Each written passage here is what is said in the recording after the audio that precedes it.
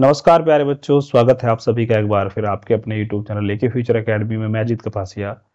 प्यारे बच्चों, हम इंग्लिश ग्रामर में वोकैब सीख रहे थे और आज की इस वोकैब में हम कम्युनिटी, कास्ट इत्यादि से संबंधित कुछ वर्ड्स के बारे में जानेंगे जो कि हमारे डेली लाइफ में यूज होते हैं। तो सबसे पहले जानते हैं कि रिलीजन। आप जानते हैं रिलीजन का मतलब होता है धर्म, और कम्युनिटी का मतलब क्या होता है? कम्युनिटी का मतलब होता है समुदाय या बिरादरी। कास्ट का मतलब होता है जाति, और क्लान का मतलब होता है कुल, कुल या खानदान।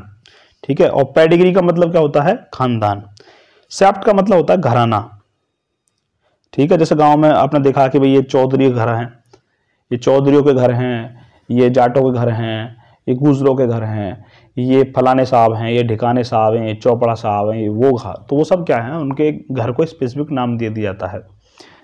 गोत्र आप जानते ही हो, हर कास्ट में उनका एक गोत्र होता है। ठीक है। जो भी जातियां बिरादरी होती हैं उनके अंदर भी फिर क्या होती हैं? उनके गोत्र होते हैं। लाइनेज का मतलब होता है वंश। रिलीजन का मतलब होता है धर्म। कल्ट का मतलब होता है पंथ या धर्म संप्रदाय। डायनेस्टी का मतलब होता है राजवंश। फैमिली का मतलब आप जानते हो परिवार, और किन का मतलब होता है परिवार संबंधी। डिसेंडेंट का मतलब होता है वंशज, और एंसेंटर का मतलब होता है पूर्वज। स्केड का मतलब होता है पवित्र। रिचुअल का मतलब होता है धार्मिक संस्कार या कर्मकांड। ट्रेडिशन का मतलब होता है परंपरा या रीति रिवाज। स्पिरिचुअल का मतलब होता है आध्यात्मिक। कल्चर का मतलब होता है संस्कृति। और डिवोटेड का मतलब होता है भक्त। डिवोशन का मतलब होता है भक्ति। स्कॉलर का मतलब होता है विद्वान। प्रीस्ट का मतलब है पुजारी। फास्ट का मतलब होता है व्रत या व्रत, बोलते हैं ना व्रती हूं मैं। सेंट का मतलब होता है साधु। मॉन्क का मतलब होता है सन्यासी। हर्मिट का मतलब होता है संत। एसेटिक का मतलब होता है तपस्वी। वेस्टल का मतलब होता है साध्वी। हर्मिट का मतलब क्या है? सन्यासी। वर्शिप का मतलब हो जाए पूजा पाठ करना। इनकारनेशन का मतलब होता है अवतार। थियोलॉजी का मतलब होता है धर्मशास्त्र।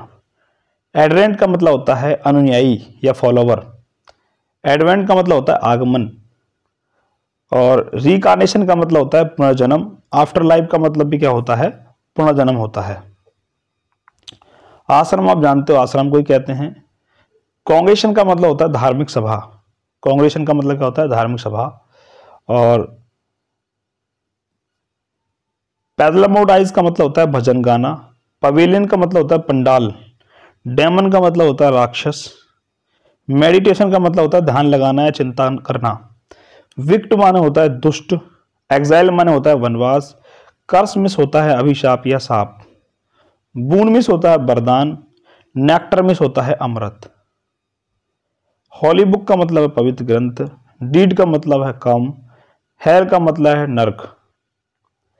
हेवन या पैराडाइज का मतलब होता है स्वर्ग। सिलेवेशन का मतलब होता है मोक्ष। सिरमिस है पाप। पीसेंस का मतलब होता है प्राश्चित।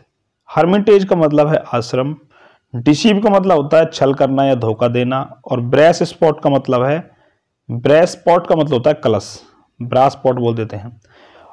आइडोल या स्टैचू का मतलब होता है मूर्ति। गॉड मिस देवता। गॉडेज देवी। होली वाटर का मतलब होता है गंगा जल। ऑफरिंग का मतलब होता है प्रसाद।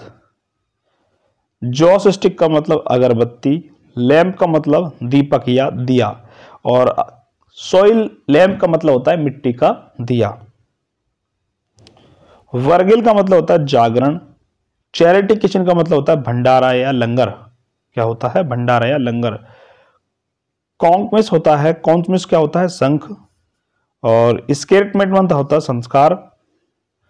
ल्यूसिडिटी या होली ऑफरिंग का मतलब क्या होता है? प्रसाद होता है। सैक्रिफाइसेस का मतलब होता है यज्ञ। योगी मिस योगी होता है। यद्दिस का मतलब है यहूदी भाषा। और वेरिएबल का मतलब होता है परिवर्तन। थ्योरी का मतलब होता है सिद्धांत। कॉरिलेशन का मतलब होता है सहसंबंध। कॉन्सेप्ट का मतलब होता है अवधारणा। केस का मतलब होता है मामला। और थीस्ट का मतलब होता है आस्तिक। थीस्ट का मतलब जो भगवान में मानता है, जिसकी आस्था है। भगवान को मानने वाले जो होते हैं उनको थीस्ट या आस्तिक बोलते हैं। और एथिस्ट का मतलब होता है नास्तिक, जो भगवान को नहीं मानते। एग्नोस्टिक का मतलब है अज्ञेयवाद, जो ईश्वर के अस्तित्व पर प्रश्न का उत्तर स्पष्ट नहीं देते। ये वो लोग हैं ना तो भगवान को मानते ही और ना तो ये भगवान को मानने से इनकार करते हैं और ना ही ये मानने को राजी होते हैं। इग्नोस्टिक हम उन लोगों को बोलते हैं जो भगवान को मानते भी हैं और नहीं भी मानते, ठीक है। यानी जो भगवान का अस्तित्व है उसको स्वीकार वो करते नहीं है। वो ये तो मानते हैं कि भाई किसी ने तो पृथ्वी को बनाया है, सारी दुनिया को किसी ने बनाया है, लेकिन इसको भगवान ने बनाया है ये जरूरी नहीं, हो सकता है किसी और ने बनाया हो, तो उनको बोलते हैं इग्नोस्टिक। पॉलीथेइस्टिक का मतलब होता है बहुईश्वरवाद, जो कई सारे ईश्वर को मानते हैं। हिंदू जो होते हैं ज्यादातर आपने देखा वो पॉलीथेइस्टिक होते हैं, यानी वो कई प्रकार के देवी देवता और भगवान को मानते हैं। मोनास्टिक का मतलब होता है एक ईश्वरवाद, ऐसे लोग जो एक ईश्वर विश्वास करते हैं। जैसे मुस्लिम्स होते हैं वो क्या करते हैं कि भाई एक ही अल्लाह में विश्वास करते हैं, हालांकि ये सिर्फ कहने की बातें हैं। आपने देखा कि बहुत सारे पैगंबरों को मानते हैं, वो कई सारे जो है पीर वगैरह हैं, उनके जो भी बहुत सारे पूर्वज हैं, तो ऐसा नहीं है, ठीक है। तो एक ईश्वरवाद का मतलब होता है मोनोथेइस्टिक। यूनिटेरिज्म का मतलब होता है एक ईश्वरवाद, यानी जो एक ईश्वर को मानते हैं। सेकुलर का मतलब होता है पथनिरपेक्ष या धर्मनिरपेक्ष। जोरोस्ट्रिज्म का मतलब होता है पारसी धर्म। बुद्धिज्म का मतलब होता है बौद्ध धर्म। क्रिश्चियनिटी का मतलब होता है ईसाई धर्म। क्रिश्चियनिटी का मतलब क्या है? ईसाई धर्म। इस्लाम आप जानते हैं, जो मुस्लिम्स होते हैं वो इस्लाम को फॉलो करते हैं। मुस्लिम्स का जो रिलीजन है उसे इस्लाम कहते हैं।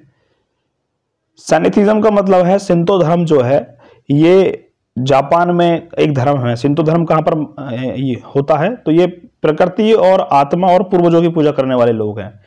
शिंतो जो धर्म है ये जापान में है, ठीक है। और ऐसे लोग जो प्रकृति, आत्मा और पूर्वजों की पूजा करते हैं। हिंदुज्म या सनातन आप जानते हैं, हिंदू धर्म को कहते हैं। जुद्धिज्म जो है वो यहूदी धर्म को कहते हैं और यहूदियों को ज्यू कहा जाता है। वेदाज आप जानते हैं, हिंदू धर्म के सबसे प्राचीन पवित्र ग्रंथ माने जाते हैं, उपनिषद हैं। और यूनिवर्सलिज्म का मतलब होता है सार्वभौमिकता, जो हर जगह है। अनचस्ट का मतलब होता है अछूत, ऐसे लोग जिन्हें धार्मिक कार्य करने से रोका जाता है। आपने देखा भारत में कई सारी ऐसी कम्युनिटी या समुदाय रहे हैं जिनमें हमेशा अत्याचार होता रहा है, जिन्हें पूजा पाठ करने से रोका जाता है, मंदिरों में जाने से रोका जाता है, या बहुत सारे, केवल हिंदू धर्म में ही नहीं सारे धर्मों में आपने देखा है ये ऐसा होता है। कुछ लोगों को जो है पूजा पाठ करने से या भगवान की उपासना करने से रोका जाता है।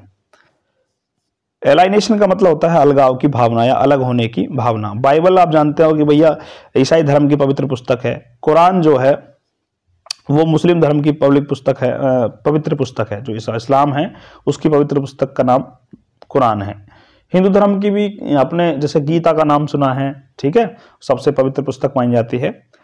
कन्फ्यूजम का आपने देखा, कन्फ्यूजनवाद है ये चाइना में आपको देखने को मिलता था और मानवता के प्रति प्रेम सिखाता है। एंटी रिलीजियस का मतलब होता है धर्म विरोधी या धर्म के खिलाफ। एंटर रिलीजियस का मतलब होता है दूसरे धर्मों के साथ संबंध। जकात जो है इस्लाम के 5 स्तंभों में से एक है। जकात एक प्रकार का टैक्स होता था जो कि लिया जाता था।